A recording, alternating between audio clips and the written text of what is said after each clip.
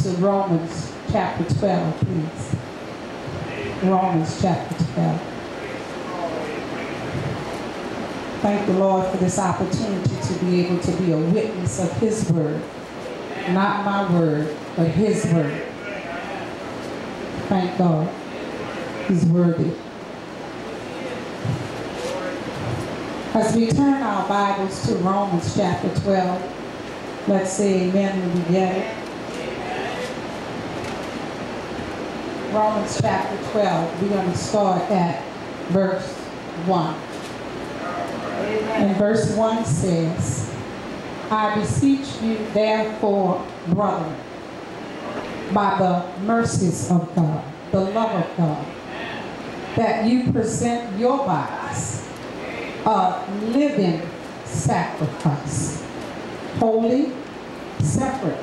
That's all holy means, separate, and acceptable to God, not to man, which is your reasonable service.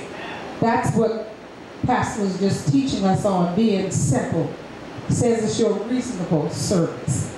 Verse 2 says, be not conformed to this world, but be ye transformed by the renewing of your mind. Amen. That you may prove what is that good and acceptable and perfect will of God. While we asking for saying if it's God's will, the scripture is telling us that we prove what God's will is by the renewing of our minds. Verse 3 says, for I say, now this is Paul talking right here, though the grace be given unto me, to every man that is among you, not to think of himself more highly than he ought to think, but to think soberly, accordingly as God has, not man, not me, nor the preacher, but God has dealt to every man the measure of faith. Amen. The teaching, the message today is centered around the mind of faith. You see, the mind is the center of all our actions. The mind is in the center of our ear gates.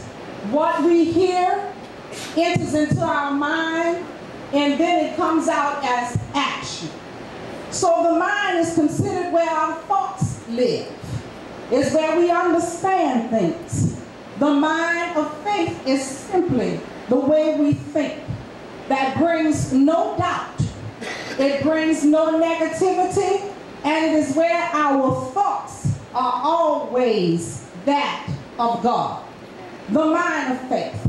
We've been hearing the cliche a long time that the mind is a terrible thing to waste. And when we hear that cliche, we always think that we have to get an education. But the scriptures we just read says, don't be conformed to this world.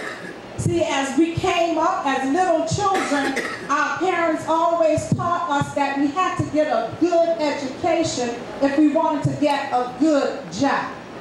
But today we must not just educate our children in schools, but we must educate our children. Valedictorian, salutatorian, and all them other torians, cum laude, magna cum laude, and all those laudes. And a lot of people said, no, but I graduated, thank you, Lord.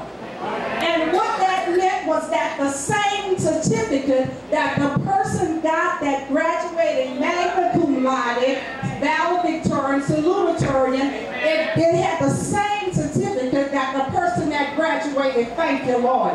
That reminds me of those 10 lepers when Jesus healed the 10 lepers.